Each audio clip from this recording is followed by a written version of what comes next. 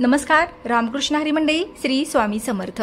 आज आपण आपले पितृ जर खुश असतील तर आपल्याला काय शुभ संकेत मिळतात हे आपण थोडक्यात जाणून घेऊया. पण त्याआधी जे कोणते ताई आणि दादा व्हिडिओ बघत आहेत त्यांचा दिवस आनंदात जावो, त्यांच्या सर्व चांगल्या इच्छा स्वामी महाराज लवकरच पूर्ण करो, हीच त्यांच्या चरणी प्रार्थना करते.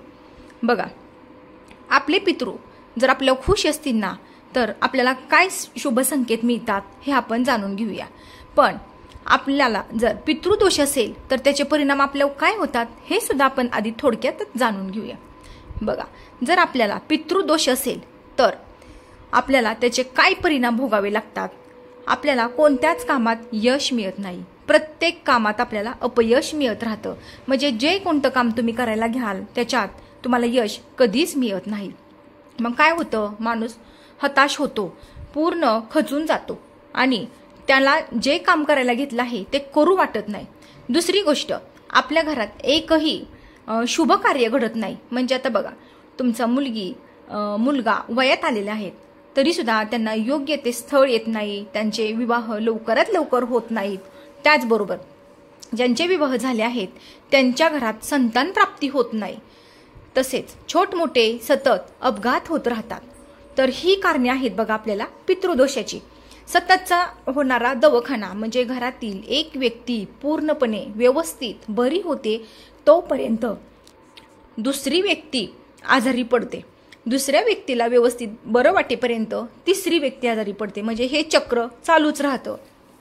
आपल्यावर कर्ज होणं, कर्जबाजारीपणा हा सुद्धा एक पितृदोषाचंच कारण आहे. तुम्हाला जर सतत छोट्या गोष्टींसाठी सुद्धा कर्ज घ्यावा लागत असेल तर हे सुद्धा पितृदोषाचं कारण आहे. सतत जर तुमचे छोटे मोठे अपघात होत असतात, काहीही कारण नसताना अगदी क्षुल्लक कारणावरून तुमच्या घरात वादविवाद होत असतील तर हे सुद्धा पितृदोषाचंच लक्षण आहे. त्यामुळे तुम्हाला काय करायचं आहे बघा, ह्यातून बाहेर पडण्यासाठी तुम्हाला भागवत ग्रंथाचं पारायण करायचं आहे. त्याचबरोबर तुम्ही जे जेवण बनवता त्यातील बरोबर 12च्या आतच एक घास तुम्हाला तुमच्या बाल्कनीत किंवा असं घराच्या बाहेर तुम्हाला एक घास ठेवायचा आहे किंवा छतावर. तो घास कोणीही खाऊ द्या, मुंग्यांनी खाऊ द्या, पक्ष्यांनी खाऊ द्या, कोणीही खाऊ द्या, पण तो घास त्यांच्या नावाने तुम्हाला साईटला काढून ठेवायचा आहे.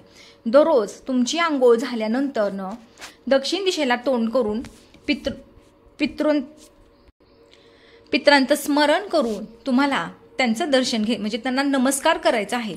आणि तुम्हाला असं समजायचं आहे की बघा, आता बघा, तुमच्या पितरांनी तुमच्यासाठी जरी काही केलं नसेल तरी सुद्धा तुम्हाला शुभ बोलायचं आहे. म्हणजेच काय की बाबा, माझ्या पितरांनी माझ्यासाठी खूप काही कमवलेलं आहे, मी खूप सुखात आहे, आज त्यांच्यामुळेच मी हित आहे, तुम्हाला असं म्हणायचं आहे. असं केल्याने काय होणार आहे बघा, त्यांना सुद्धा वाटतं की आपण ह्यांच्यासाठी काहीच कमवून ठेवलेलं नाही तरी सुद्धा ते आपल्याविषयी किती छान बोलतात असं त्यांना वाटतं. आणि मग बघा, आपल्याला भरभरून ते आशीर्वाद देत असतात.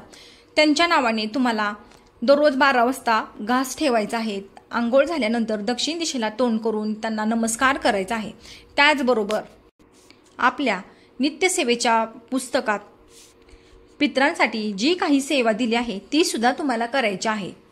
असे जर तुम्ही छोटे छोटे उपाय केले तर तुम्हाला नक्कीच ह्याचा लाभ होणार आहे. आता बघा, आपले पितृ जर आपल्याला खुश असतील तर आपल्याला कोणते शुभ संकेत मिळतात हे आपण जाणून घेऊया. तुमचे पितृ जर तुमच्यावर खुश असतील ना तर तुम्हाला प्रत्येक कामात यश मिळत जातं. म्हणजे कोणत्याच कामात तुम्हाला अपयश मिळत नाही. तुम्ही जे कोणतं काम हाती घेतलेलं आहे त्यात तुम्हाला यश मिळतं. तुमच्या घरात शुभ कार्य पटकन घडून जातं. हे सुद्धा खूप खूप शुभ संकेत आहे हा. तुमच्या घरात बघा, म्हणजे आपण असं म्हणतो, हा हे अचानकच घडलं, आम्हाला असं वाटलं नव्हतं की हे असं कधी होईल. जर हे सगळं सतत असं घडत असेल, पटकन शुभ कार्य घडून जात असेल तर समजून जा तुमचे पितृ तुमच्यावर खुश आहेत. पितृपक्षात जर तुमच्या छतावर एखादा कावळा येऊन बसला तर हे सुद्धा खूप शुभ संकेत मानलं जातं. म्हणजे त्यांनी तुम्हाला भरभरून आशीर्वाद देत असं तुम्ही समजावं. त्यांचा कृपा आशीर्वाद सदैव तुमच्या पाठीशी आहे. म्हणजे तुम्ही जे कोणतं कर्म करता, जे कोणतं कार्य करता त्याच्यावर तुमचे पितृ खुश आहेत. तसे तुमच्या स्वप्नात जर तुमचे पितृ आले तर हे सुद्धा खूप शुभ संकेत मानलं जातं. एखादी वाईट गोष्ट जर घडणार असेल किंवा घडताना त्यातून सुद्धा तुम्हाला काहीतरी चांगलंच मिळालं असेल. म्हणजे आपण काय म्हणतो बघा, आपण पडता पडता वाचलो, म्हणजे थोडक्यावनं गेलं, हे असं आपण बोलतो ना, त्यावेळेस सुद्धा तुमच्या पितरांची साथ तुमच्याबरोबर आहे. म्हणजे ते तुमच्यावर खुश आहे. जे काही वाईट होणार होतं ते वाईट न होता त्यातून सुद्धा काहीतरी चांगलंच झालं, हे सुद्धा खूप शुभ संकेत आहेत की तुमचे पितृ तुमच्यावर खुश आहेत. तर हा होता छोटासा व्हिडिओ. आवडल्यास लाईक, शेअर आणि सबस्क्राईब करा. तोपर्यंत तुम्हा सर्वांना श्री स्वामी समर्थ.